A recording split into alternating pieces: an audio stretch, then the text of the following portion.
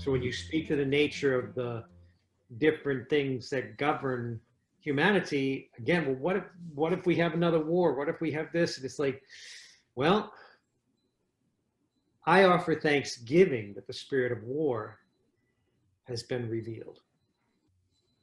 I pray release from within me, that if I have any desire or righteousness that thinks that I have any right to take up a weapon against another, and I release that. I release any fear that I could be harmed within war, for nothing of this earth will come against the nature of my body as long as I'm God's instrument. Nobody can take my body from me. If anybody does take my body from me, they cannot touch my spirit. I am not in any form of danger.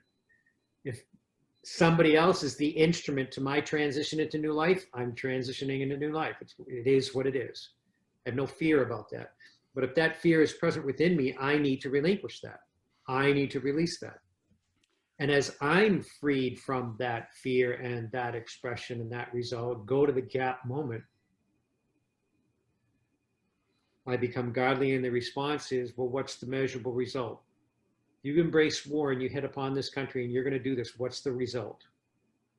If we perpetuate this and magnify this, what's the result? But if I'm letting go of the spiritual captives within, there's going to be a time that the order of principalities is not manifesting spiritual results anymore, because they've all been released.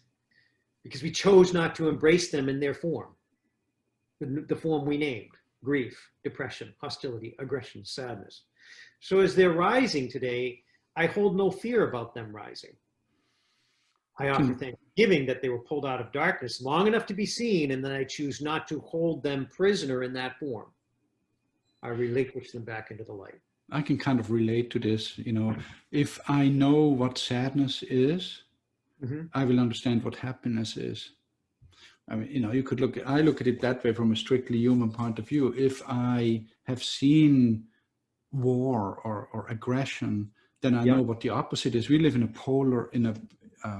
not polar, what's the word I'm looking for? It's a polarity. We have the duality, right? The world.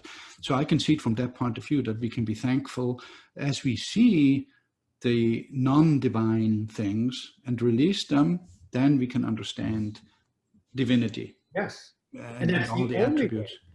There is no way, and I will have anybody challenge me on this. There is no way you can touch upon the Spirit of God if you embrace the spirit of war. You cannot touch upon compassion while you're functioning in sympathy. You cannot move through gentleness or kindness if you are in aggression and hostility. So you're either going to have this path of choice toward the higher vibration or the lower vibration. But again, my role is not to even judge the person that chooses the lower vibration. My role is to offer thanksgiving that they're evidencing the lower vibration, and pray freedom and release from the spiritual entity that is present within them, within me, or any ties or tendrils I may have formed upon it while it manifested through them, because I need to release any outrage or offense that I brought forward when that person came against me in any form or any way. I need to first release the offense.